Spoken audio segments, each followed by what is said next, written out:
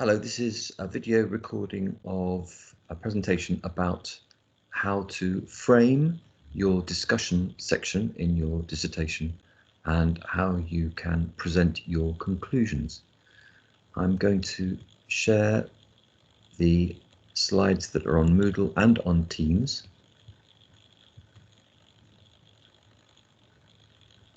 And run through these. The submission information, you know that already. So these are the key purposes of the discussion section. Remember that you can combine the discussion and the results elements in a single chapter. I've recommended that you do that.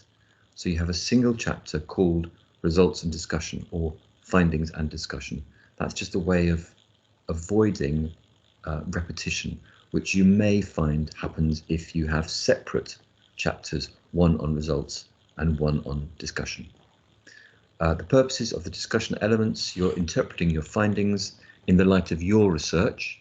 You're demonstrating that everything you've done has been relevant. It's reasonable to assume that the things that you've done have been relevant because you've planned it carefully. You've thought about your research questions. You've looked at the literature relates clearly to your research question, and your findings should relate to your research question. It makes sense that the research you've carried out is relevant.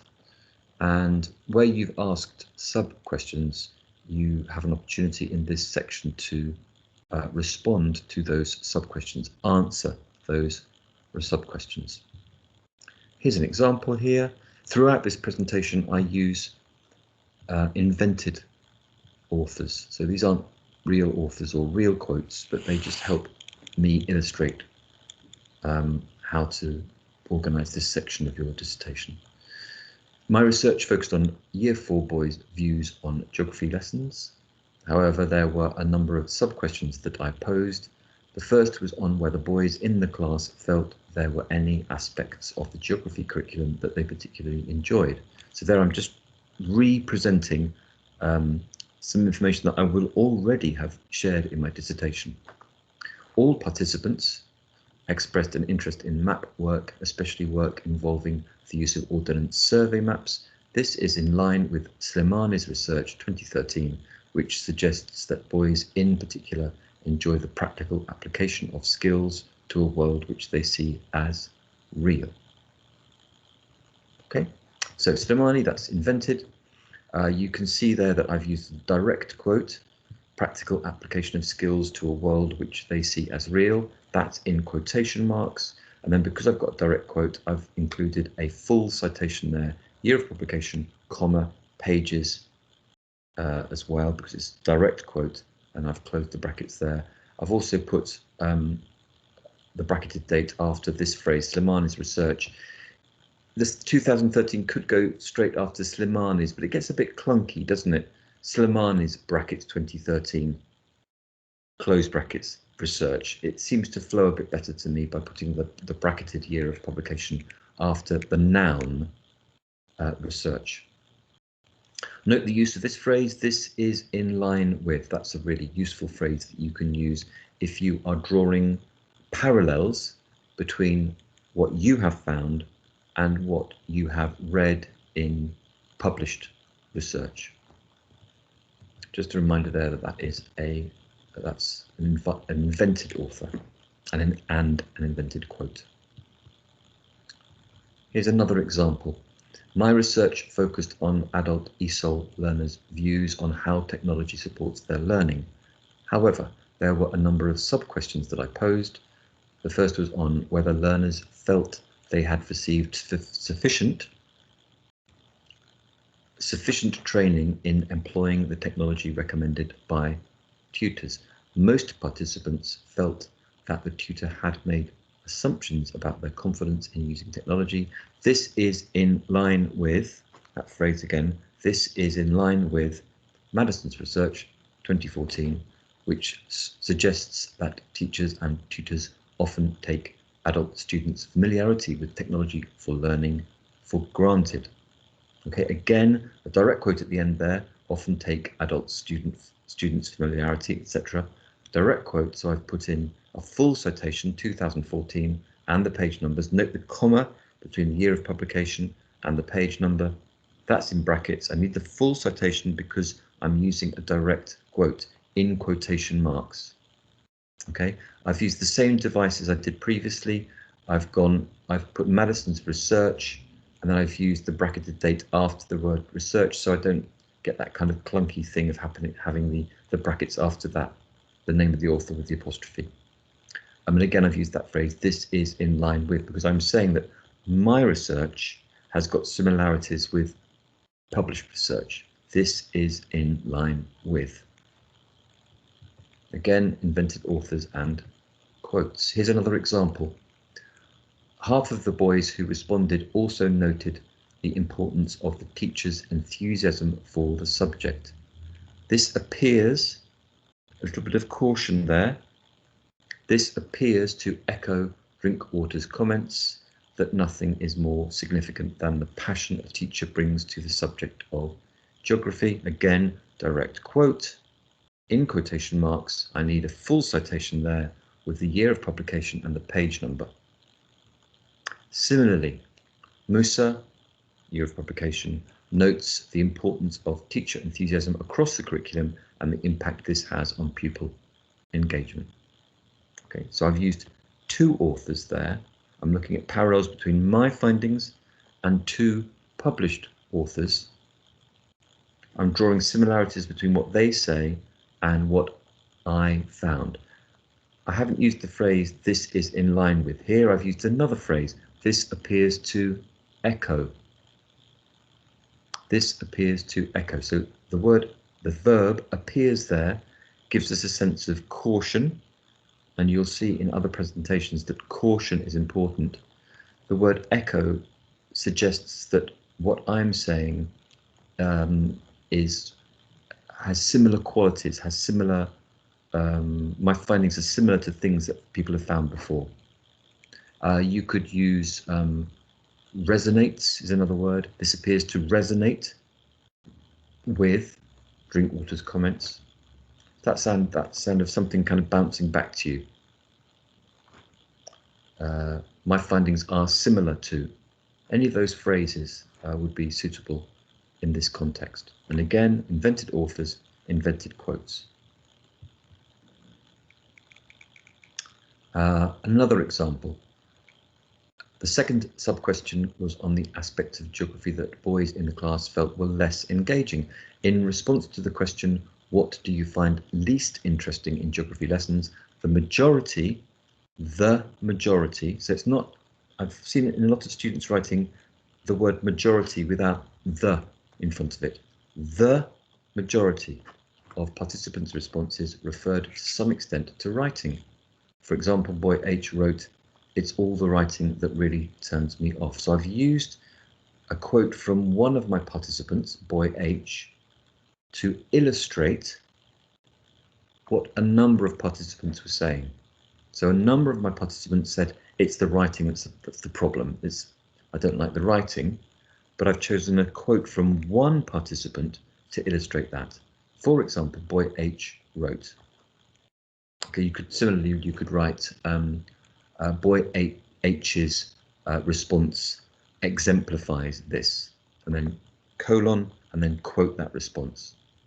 So use one example to illustrate what a number of your participants have said. Vardy, 2010, explored in detail teachers' practice in one school which relied on pupils writing about geographical features at length. Vardy suggests that this is symptomatic of everything that is wrong with the curriculum.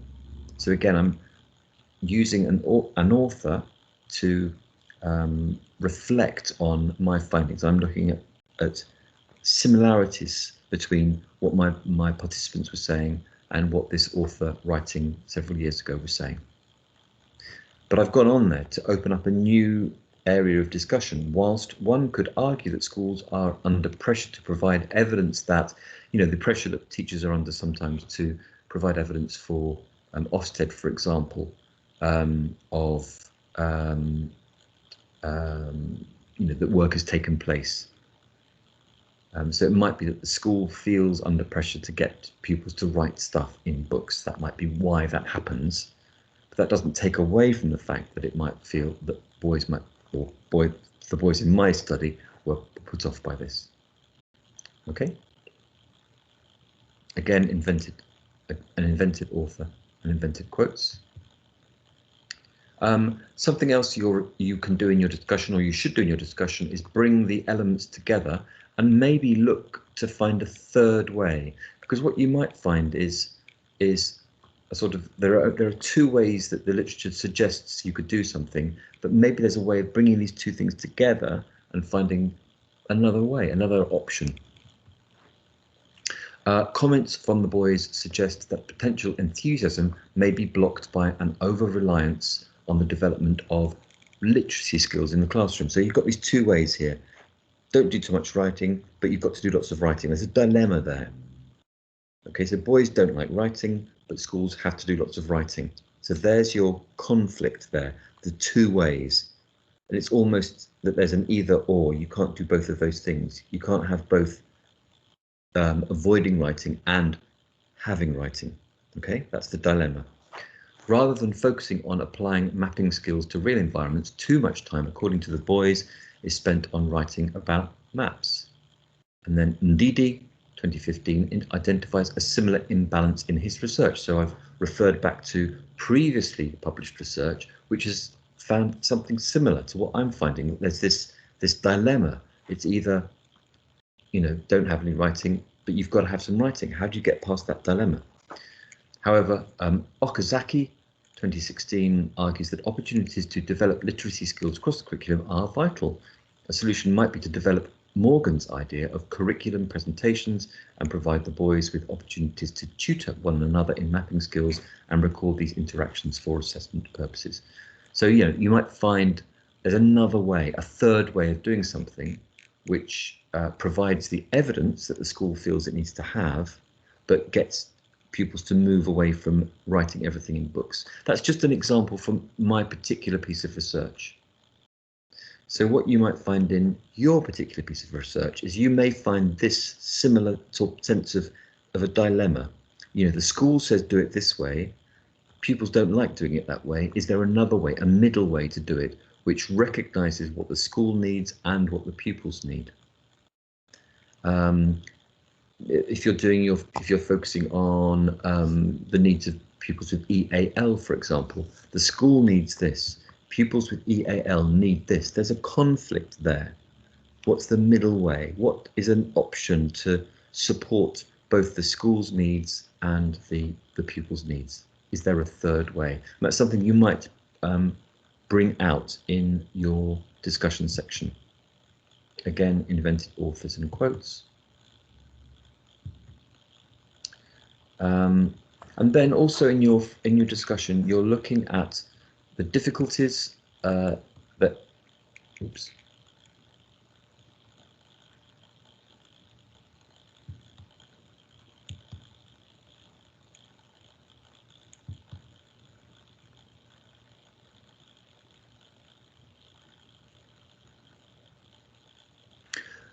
Then in your discussion section, you're looking at the difficulties that you might face and how do you overcome these, the limitations, the strengths and weaknesses of your data, and the room for doubt. I've talked about these ideas before in previous presentations, but let's do it again. I've faced a number of challenges. This is what you might write, or this is the style in which you might write. I faced a number of challenges while completing my research. It was difficult at first to get the boys to provide more than single word responses, and this left me with a little idea of the strength of their feelings. Following King's recommendation, I introduced a series of. So it's the idea that, this is the sort of challenge you might have in getting, extracting responses from your participants. How did you change your approaches in order to maximize that in your own research? Again, that's an invented quote. The results represent an accurate account of the boys' responses. However, there are a number of reasons why these responses may not represent the boys' true feelings. My interest was sparked by their negative comments, and my unconscious response may have encouraged them to talk negatively about geography. we've talked about this before, trying to minimize the impact that you may have on your participants' responses. You want to try and get your responses to be as honest as possible. So as a researcher, you need to make sure that any bias you might feel is kind of got out of the picture. You're not trying to lean on your participants to respond in particular ways. Huth 2016 suggests that researchers' facial expressions can have a significant impact on participants' responses. So if you say to somebody, tell me about the things that aren't so good about the subject, and you're kind of smiling and very noddy, that might encourage your participants to give you lots of negative stuff. But if you try and keep your face very neutral, that might leave it more kind of level. So you're not expecting anything one way or the other. You're kind of open to whatever the participants say. So that kind of thing is worth considering when you are writing up your discussion.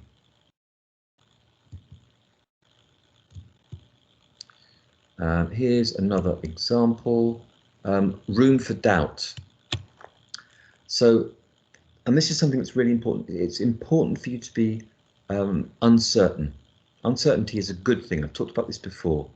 You're not proving anything here. You're exploring something and coming up with some cautious answers. There appear to be clear answers to a number of my sub-questions. However, it is important to remember that I carried out this research 3 weeks before the class were due to leave for a week of outdoor and adventurous learning in the Brecon Beacons. Whilst some of the boys' concerns resonate with the research of Ndidi and Okazaki, the curriculum offered by the school seems more in line with Ranieri's exemplary model. So it's, put it in context. And don't forget that COVID is a context. So your participants' responses may have been shaded by their experience of lockdown. I mean, that might be something that you actually focused on in your research, but regardless of that, even if you weren't thinking particularly about COVID and lockdown, your participants' responses may have been different because of lockdown, and that perhaps means that there needs to be more space for doubt, uncertainty about your findings. Again, invented authors. And then when you're finally drawing conclusions at the end of your chapter, at this point, it's about big questions, not the details. Be concise at the end here. Ruthless, Greetham says. The significance of your research, a couple of points, why you think the research you've done is interesting or relevant. You could refer to a little bit of literature at this point. Think about the implications that your research may have for other researchers. I've spoken more about this in the previous video to do with relatability. What better ways might there be for developing understanding in this area in the future? You don't have to carry out this research in the future, but it would be interesting for the reader to see your thinking about this.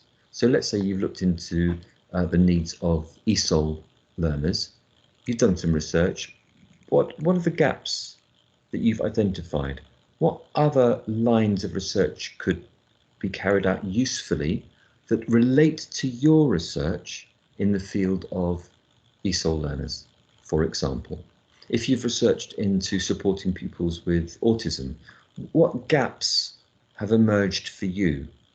What interesting further research could be carried out in a similar area to the area that you've looked into, and that's been kind of revealed by your research?